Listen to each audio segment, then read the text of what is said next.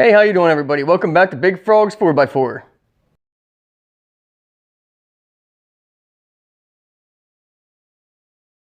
I'm going to show you how I installed the SNS Performance oil catch can. Now, a lot of people mount them back here somewhere, down on here on the fender well. I'm not a huge fan of that. I put the bracket in there and I just thought it was not as easy to get the catch can access to it and to empty it. So I mounted it up here in front of the air filter. Now it took modification to the bracket that came from SNS. I had to modify that. Obviously I cut an end off. I had to slot the end over here for this bolt. It does not rub or hit anywhere. I don't know if you can see on the camera, but it is not against down there.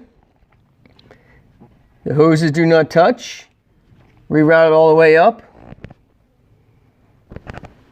Now to get this clamp off that's back here on the factory hose, which is one of these clamps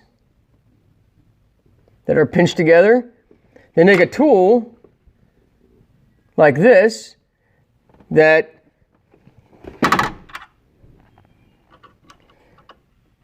you put in there and you squeeze together and it just cuts through. Or you can use a set of cutters or side dikes. Or if you're lucky, you might get a screwdriver on there, but I wouldn't do that because that's plastic. So it's better to cut it with a set of side dikes or cut it with one of these tools that are made for cutting those bands. And then you just install the SNS Performance hose and clamp.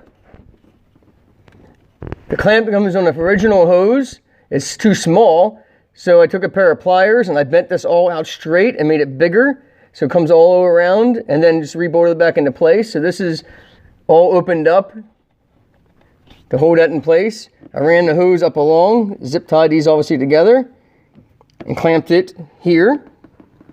And then the out comes around and down to the turbo. The only modification I had to do to the factory hose was where the factory clamp goes on, there's a little rubber nipple for that factory clamp that this runs through. You just kind of got to take a knife or side dikes and just cut the edge of that off so you can put this clamp on. But it's all easily flexible. You can swing it right around. Doesn't twist, doesn't bind, doesn't kink. Run it up along here and just tie it into place. Now this bracket did not come with these two holes. This is just a flat straight bar. So I measured the holes, drilled those out, and put the bolts in. I also did a light black powder coat over the whole thing with spray paint, not really powder. You hold the spray can away from everything and you kind of dust it. And kind of gives it that powder coat look. Except over here, I had to notch the very end of this. This is where the original hole was. I just notched it out so this bolt would hold this down. This bolt was fine. It's a little bit snug for the aluminum bracket, but it does screw right in because aluminum's soft and then you screw it into the original location. Now removing the oil filter is going to be easy. I can do it without getting on a step ladder. I'm short.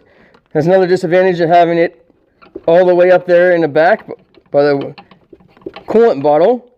Here you can see it's easily unscrewed and screwed back into place with one hand. Once I mounted this bracket, I forgot to mention, once I mounted this bracket, I had to bend the bracket a little bit, because it is aluminum and bends easy. Once that's all bolted in, bend it over this way a little bit. You kind of see there's a bit of an angle to it.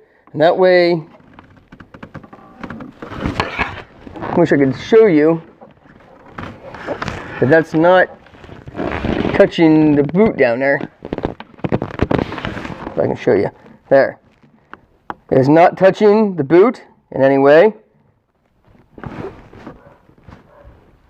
If you're wondering how it looks with the cover on, no modifications needed. Everything pops right back into place. It's a T27, I believe a T27 Torx bit for down in there. You take that screw out, take your oil fill cap off. There's pops that you have to just lift this off and it pops off.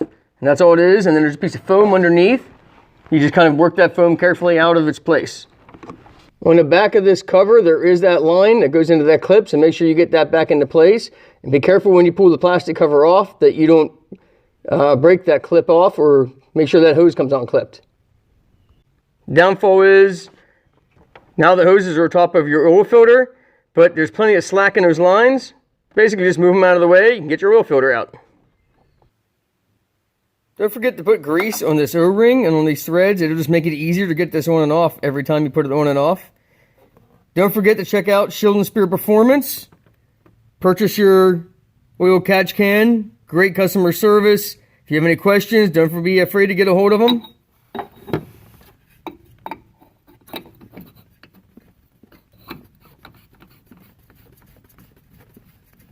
Thanks for watching Big Frog's 4x4. Don't forget to hit that like button, subscribe, hit the bell if you want notified of new videos as they come out.